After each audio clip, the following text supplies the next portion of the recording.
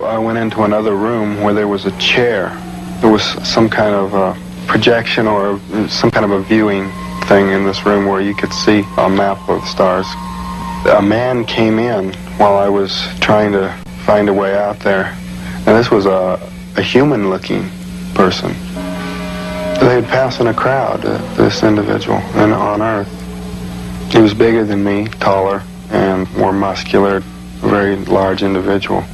I went up and tried to talk to this guy, and he didn't answer me. He led me outside of this craft that I was in, which was apparently parked inside of a large room or a building or a larger craft, and led me out of this room into another room where some other beings like himself put me unconscious. When I regained consciousness, I found myself laying on the roadway, and I saw a craft hovering there that just sat there for a second and just shot straight up. That's the last I've seen of him. I ran down into the town there and called my family, and they came and got me. When I did hear that he had been returned, it was almost as unbelievable as the original thing because he had been gone so long. One of the biggest shocks I had to deal with when I was returned was finding out that this brief period of time had somehow taken over 5 days. When I found out I'd been gone for that long, it was just, blew me away. My brother, told me about it, and I was stunned, and he asked me to feel my face, and I had a week's growth, and really took my mind just reeled at that, because as far as I knew, it was the same night. The thing that bothered me most about the whole experience was those eyes.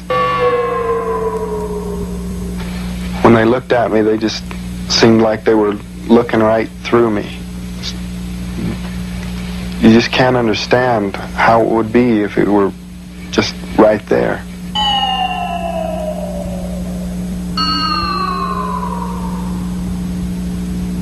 After his return, Travis Walton also passed a polygraph test, verifying the truth of his UFO experience. To obtain an expert opinion on what conclusions could be drawn from the polygraph tests in the Travis Walton case, we interviewed Edward Gelb, president of the American Polygraph Association.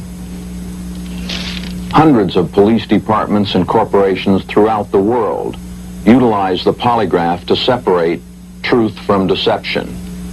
The 94% accuracy of the polygraph has been well documented, not only in real-life situations as we've discussed here, but in laboratory and university studies that have been conducted throughout the world. The odds against 6 people successfully deceiving a trained polygraph examiner on a single issue are over 1,000,000 to 1. The polygraph evidence in the Travis Walton case is strong enough to stand as proof in a court of law in many states.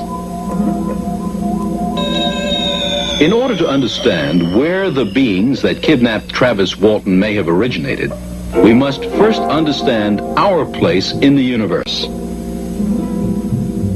Our sun is only one of over 150 billion stars in our galaxy, the Milky Way. There are billions and billions of galaxies in the universe.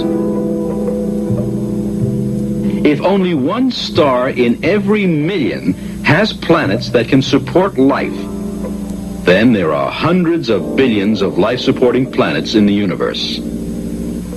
Within 55 light years of our own solar system, there are thousands of stars. 46 of these near neighbors are similar to the sun and can be expected to have planets and life, especially if colonization and migration have been going on for part of their 10 billion year lives.